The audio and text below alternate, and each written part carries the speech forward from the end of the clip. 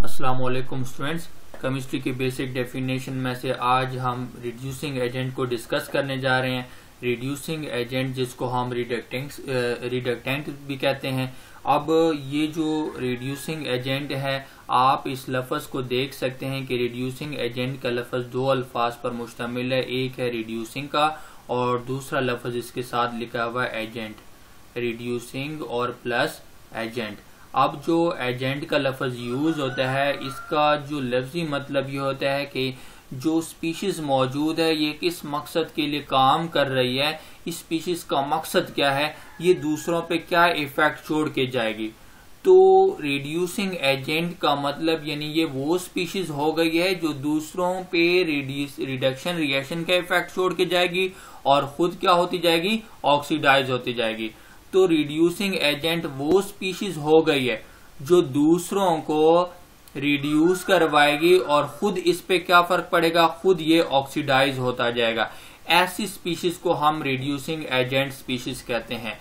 जो खुद क्या होता है, ऑक्सीडाइज होता है। जो खुद ऑक्सीडाइज होगा तो वो ऑक्सीडेशन रिएक्शन शो करता है। उसका जो रिएक्शन होगा, अपना जो इफेक्ट, जो अपने अंदर उसमें चेंज आ रही होगी, वो ऑक्सीडेशन की चेंज आएगी। दूसरों में ये जो चेंज लेके आएगा वो रिडक्शन की चेंज आती जाएगी। तो हमने रिड्यूसिंग एजेंट में जो एजेंट का लफ्ज देखा है, वो आपने देखना है कि एजेंट का मतलब है कि दूसरों पे क्या इफेक्ट छोड़ के जाने वाला है। इसका जो दूसरों पे इफेक्ट होगा वो रिडक्शन का इफेक्ट होगा, दूसरों को ये रिड्यूस करता जाएगा। लेकिन अपने ऊपर जो इसका इफेक्ट होगा, अपने अंदर जो इसका चेंज आएगा, वो चेंज ऑक्सीडेशन रिएक्शन का चेंज आता जाएगा। तो ऑक्सीडेशन रिएक्शंस का कॉन्सेप्ट हमने पिछले लेक्चर में डिस्कस किया है। आप देख सकते हैं कि जो इफेक्ट ऑक्सीडेशन रिएक्शन या जो डेफिनेशन, जो कॉन्सेप्ट ऑक्सीडेशन रिएक्शंस के हैं, वो सारे के सारे कॉन्सेप्ट किसके हैं, रिड्यूसिंग एजेंट के भी है। ऑक्सीडेशन रिएक्शन असल में हम एक रिएक्शंस को डिफाइन कर रहे थे, लेकिन वो जो स्पीशीज है जो ऑक्सीडेशन रिएक्शन शो कर रही थी, उसी स्पीशीज को हमने एक नई टर्मिनोलॉजी दी है। दूसरे के रिलेटिव के लिहाज से, दूसरे के लिहाज से जो साथ वाली स्पीशीज है उस पे क्या इफेक्ट छोड़ के जाने वाली है ये स्पीशीज, तो दूसरे के लिहाज से हमने इसको नाम रिड्यूसिंग एजेंट का दे दिया।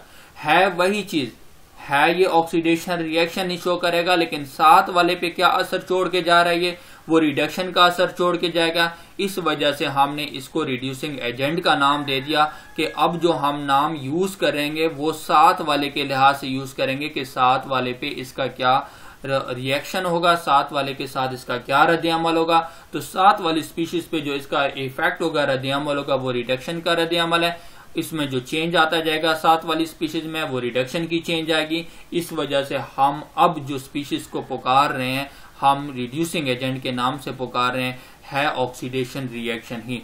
तो हम इसको आगे जो डेफिनेशन हमने देखे थे ऑक्सीडेशन के, अब हम रिड्यूसिंग एजेंट के लिए भी इसको अप्लाई करते हैं ताकि हमें समझ आ जाए कि कौन कौन सी स्पीशीज हमारे पास रिड्यूसिंग एजेंट के तौर पर हो सकती हैं। जो सबसे स्ट्रॉन्ग रिड्यूसिंग एजेंट है, जिसकी रिड्यूसिंग एजेंट पावर ज्यादा है, वो पोटाशियम आयोडाइड है और Na2S2O3 है, एटसेट्रा। ये हमारे पास क्या है, ये दो स्पीशीज के नाम मैंने लिख दिए जो रिड्यूसिंग एजेंट के तौर पर काम करती हैं। ये खुद ऑक्सीडाइज होती हैं और साथ वाली स्पीशीज को ये रिड्यूस करवा रही होती हैं।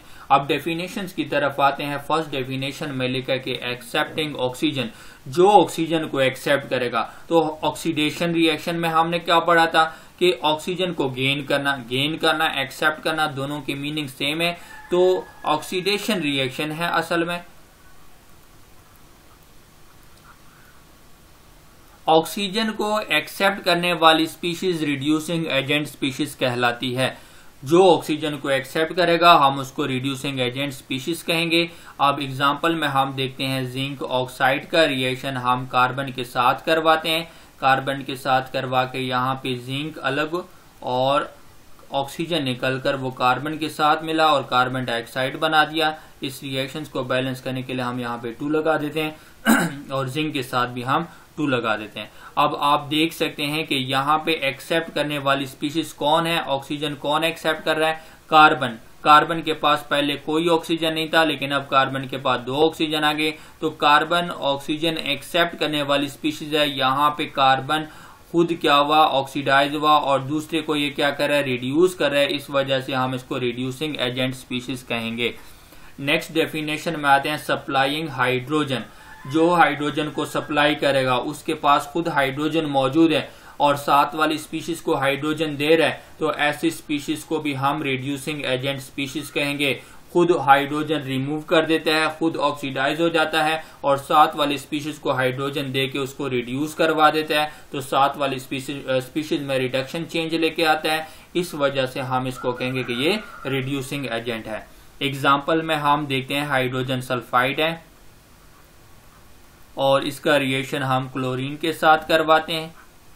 ये आया सल्फर और प्लस और यहाँ पे बने 2HCl। अब जरा ध्यान देना है कि यहाँ पे हाइड्रोजन सल्फाइड में हाइड्रोजन मौजूद है, तो सप्लाई करने वाला कौन हुआ, हाइड्रोजन कौन सप्लाई करेगा, हाइड्रोजन सल्फाइड। हाइड्रोजन सल्फाइड में से हाइड्रोजन निकल गए और क्लोरीन के पास जा मिले और Cl2 को चेंज करके 2HCl में कन्वर्ट कर दिया, हाइड्रोक्लोरिक एसिड में कन्वर्ट कर दिया। हाइड्रोजन सप्लाई करने वाली स्पीशीज हाइड्रोजन सल्फाइड है, तो ये स्पीशीज यहाँ पे रिड्यूसिंग एजेंट कहलाएगी। खुद ये ऑक्सीडाइज हो जाती है और साथ वाली स्पीशीज को रिड्यूस करवा रही है। साथ वाली स्पीशीज पे जो इफेक्ट पड़ रहा है वो रिडक्शन का इफेक्ट पड़ रहा है, इस वजह से हम इसको कहेंगे रिड्यूसिंग एजेंट। खुद ऑक्सीडाइज हो जाती है और दूसरे को ये क्या करवा रही है, रिड्यूस करवा रही है। अब नेक्स्ट डेफिनेशन में हम देखते हैं इंक्रीज इन पॉजिटिव चार्ज, जिसमें पॉजिटिव चार्ज बढ़ जाता है। ठीक है, अपने ऊपर पॉजिटिव चार्ज क्या कर देता है, बढ़ा देता है और साथ वाले पे पॉजिटिव चार्ज को कम कर देता है। हम उसको कहेंगे रिड्यूसिंग एजेंट स्पीशीज। अब जिंक है, जिंक का रिएक्शन हम करवाते हैं कॉपर +2 के साथ। जिंक यहाँ पे +2 में आया और कॉपर 0 में आया। अब जरा आप इस रिएक्शन में देख सकते हैं कि जिंक जो कि रिएक्टेंट में 0 चार्ज है इसके ऊपर, लेकिन आगे जाके प्रोडक्ट में ये क्या हुआ, +2 में आ गया, तो जिंक के ऊपर पॉजिटिव चार्ज बढ़ गया। कॉपर के पास +2 चार्ज था और प्रोडक्ट में ये 0 में आ गया, तो कॉपर के ऊपर पॉजिटिव चार्ज कम हुआ। तो जिंक ने कॉपर के ऊपर पॉजिटिव चार्ज को कम कर दिया और अपने ऊपर पॉजिटिव चार्ज को बढ़ा दिया। जो अपने ऊपर पॉजिटिव चार्ज को बढ़ा दे और दूसरे के ऊपर पॉजिटिव चार्ज को कम कर दे, हम ऐसी स्पीशीज को रिड्यूसिंग एजेंट स्पीशीज कहेंगे। ये वाली स्पीशीज यहाँ पे कहलाती है रिड्यूसिंग एजेंट। ये जो जिंक है खुद ये इलेक्ट्रॉन लॉस कर देता है, अपने ऊपर पॉजिटिव चार्ज बढ़ा रहा है, तो पॉजिटिव चार्ज का बढ़ जाना रिड्यूसिंग एजेंट कहलाएगा। पॉजिटिव चार्ज का बढ़ जाना ऑक्सीडेशन रिएक्शंस कहलाएगा। खुद ऑक्सीडाइज हो जाते हैं और साथ वाले को रिड्यूस करवा रहे हैं। नेक्स्ट डेफिनेशन में हम देखते हैं ऑक्सीडेशन नंबर। अब ऑक्सीडेशन नंबर जिसमें बढ़ जाए, जिसको ऑक्सीडेशन नंबर ज्यादा हो जाए, पहले से इंक्रीज हो जाए, तो हम उसको भी कहेंगे कि ये रिड्यूसिंग एजेंट स्पीशीज है, स्पीशीज कहलाएगी। अब ऑक्सीडेशन नंबर का बढ़ जाना, एग्जाम्पल में हम पानी के बनने के प्रोसेस को लेते हैं। H2 और O2 का रिएक्शन हम करवा रहे हैं और ये दोनों मिलकर क्या बना देते हैं, H2O बना देते हैं। अब जरा ध्यान देना, इस रिएक्शन को हम बैलेंस कर देते हैं। यहाँ पे हाइड्रोजन 0 में है, 0 चार्ज है इसके ऊपर, और यहाँ पे ये किस में आएगा, +1 ऑक्सीडेशन स्टेट में आ गया और ऑक्सीजन -2। एक हाइड्रोजन पर +1 और 2 पर कितना आ जाएगा, +2।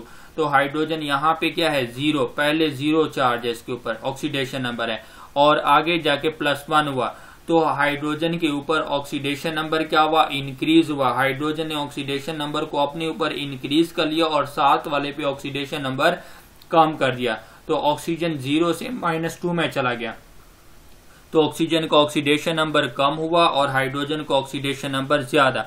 हाइड्रोजन ऑक्सीडेशन नंबर को बढ़ा रहा है साथ वाली, कम कर रहा है साथ वाली स्पीशीज पर, और अपने ऊपर ये ऑक्सीडेशन नंबर को बढ़ा रहा है। इस वजह से हम इस हाइड्रोजन को भी रिड्यूसिंग एजेंट स्पीशीज कहेंगे।